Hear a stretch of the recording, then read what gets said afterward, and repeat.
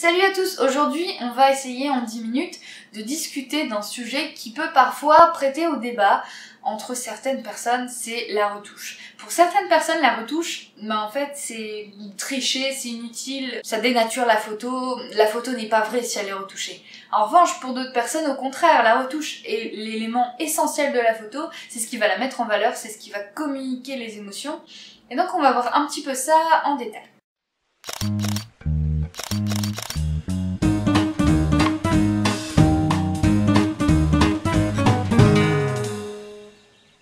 Déjà, il faut savoir que dans le travail photographique, il y a différentes parties. Ça se décompose en plusieurs étapes. Il y a la prise de vue, qui est certes une partie très importante, c'est la plus importante. S'il n'y a pas de prise de vue, il n'y a pas de photo. Donc là, il y a beaucoup de paramètres qui vont devoir entrer en jeu.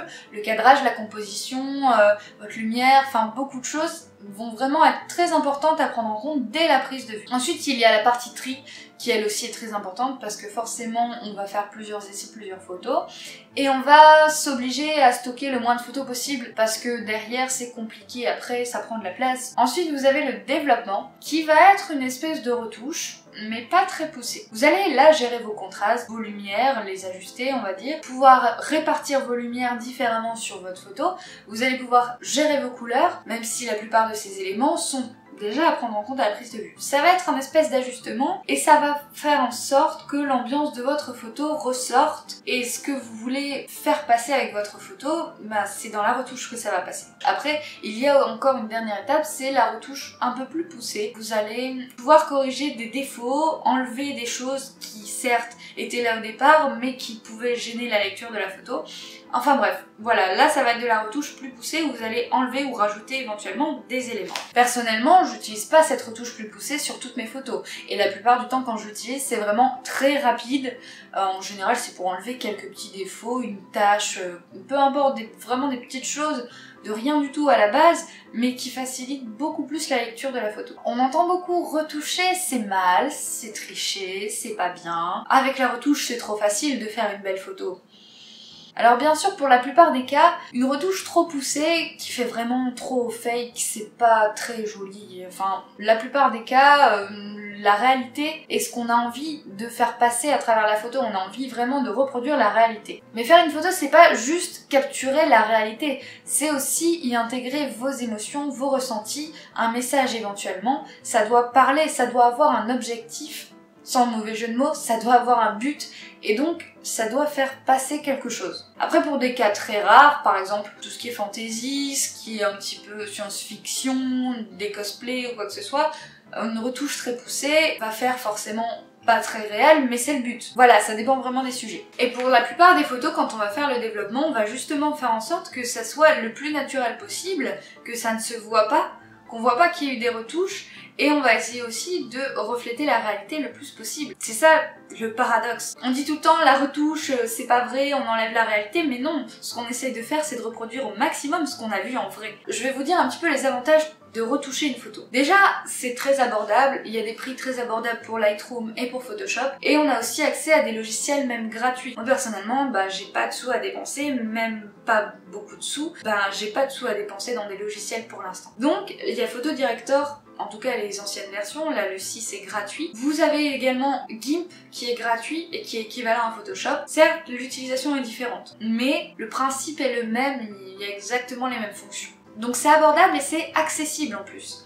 Vous avez plein de tutos sur YouTube, sur internet en général, vous avez des tas de fiches, de blogs, de chaînes qui expliquent comment retoucher des photos avec plein de logiciels différents. Et la plupart du temps, on se rend compte en pratiquant qu'en fait c'est pas si compliqué que ça.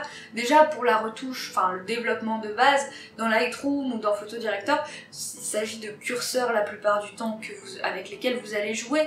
Et donc en fait c'est pas si compliqué que ça. Même sans rien connaître, vous pouvez au moins essayer et voir un petit peu ce que ça donne en jouant un peu avec les curseurs. Vous allez avoir de quoi faire, il n'y a pas de souci. Ensuite, retoucher vos photos va vraiment entraîner votre œil, ne serait-ce que pour le cadrage, pour la composition. Il y a plein d'erreurs que vous allez voir au moment de la retouche et que vous ne reproduirez plus ensuite à la prise de vue. Votre niveau photo va forcément augmenter. Ensuite, parce que les images parlent d'elles-mêmes, je vais vous montrer des photos brutes et des photos retouchées. Comme vous pouvez le remarquer, sur la plupart des photos retouchées, la lecture est plus facile. L'œil sait tout de suite où regarder, il est tout de suite dirigé. En fait, cette retouche, c'est ce que ça va apporter. Ça va permettre de lire beaucoup plus facilement la photo, de mettre en valeur ce qu'on veut mettre en valeur. Ça va, voilà, apporter une espèce d'histoire à la photo et puis surtout une façon de la raconter. Quand vous lisez un livre, vous allez ressentir des choses en le lisant, certes parce que vous les interprétez. Mais si quelqu'un vous raconte l'histoire avec l'intonation et avec sa voix, tout simplement, avec tout le charisme qu'il peut dégager, ça va pas vous procurer les mêmes émotions. Parce que ça va être son histoire racontée à sa manière. Une photo, c'est la même chose. La retouche va permettre, comme vous le constatez, de rééquilibrer la lumière. Vous allez mettre en lumière vos sujets, vous allez éventuellement mettre dans l'ombre des choses que vous ne voulez pas qu'on voit au premier abord sur votre photo. Ensuite, vos couleurs sont beaucoup plus mises en valeur. Soit elles sont boostées, soit au contraire elles sont pastelisées et adoucies de manière à créer une ambiance douce sur votre photo ou alors une ambiance angoissante, une ambiance inquiétante, oppressante. Vous pouvez avec vos lumières et vos couleurs créer une ambiance sur votre photo et donc une émotion. Vous allez pouvoir y gérer aussi vos contrastes, vous allez y gérer vos contours. La retouche permet aussi de mettre les yeux en valeur, sublimer un sourire, sublimer un regard. Ça va pouvoir être fait en post-production partiellement sur les yeux, sur le sourire. Vous allez pouvoir augmenter la luminosité, mettre un peu plus en valeur la couleur des yeux. C'est des détails, mais au final sur le résultat, ça va vraiment changer toute la photo. Alors bien sûr, quand il s'agit de changer la couleur des yeux de la personne, là on dénature complètement la photo. Personnellement, j'y vois pas trop l'intérêt, mais moi je parle vraiment de mettre en valeur les yeux avec la couleur naturelle, simplement en rajoutant une espèce de lumière dans l'œil et de la profondeur. On peut aussi, grâce à la retouche, cacher ou même corriger des éléments. Donc comme je disais par exemple dans le GIMP, on peut supprimer des taches, on peut supprimer une peinture un petit peu écaillée, on peut faire en sorte que ça soit un peu plus homogène et qu'il y ait un peu moins de défauts qui attirent l'œil, et donc on se concentre beaucoup plus sur le sujet. Et enfin, retoucher, ça va vous permettre de chercher et surtout de trouver facilement votre style. Vous allez vraiment développer votre fibre artistique, votre style, votre signature vont beaucoup plus apparaître dans votre photo grâce à votre retouche. Et ça va vous permettre de vous démarquer des autres photographes. Attention, la retouche n'est pas une recette miracle, ça ne va pas faire d'une mauvaise photo une bonne photo. La prise de vue est un élément très important, c'est le plus important. Il faut prendre beaucoup d'éléments en compte au moment de la prise de vue et il faut que votre photo soit bonne de base pour y apporter une retouche qui va la sublimer. La retouche ne va pas supprimer le travail qui a été fait à la prise de vue, mais au contraire va le compléter. Et ensuite, pour contre-argumenter un petit peu, si vous n'êtes toujours pas convaincu que la retouche est une étape très importante dans la photo, sachez déjà que la plage dynamique de votre capteur est beaucoup moins grande que celle de l'œil. C'est-à-dire que par exemple, si vous avez une vue d'ensemble sur des éléments très clairs, des éléments très sombres et des tons moyens, votre œil, il va bien voir les détails dans toutes les lumières, les hautes lumières, les basses lumières et les tons moyens. Bon, jusqu'à un certain niveau bien entendu. Votre appareil photo, lui, non, pas du tout.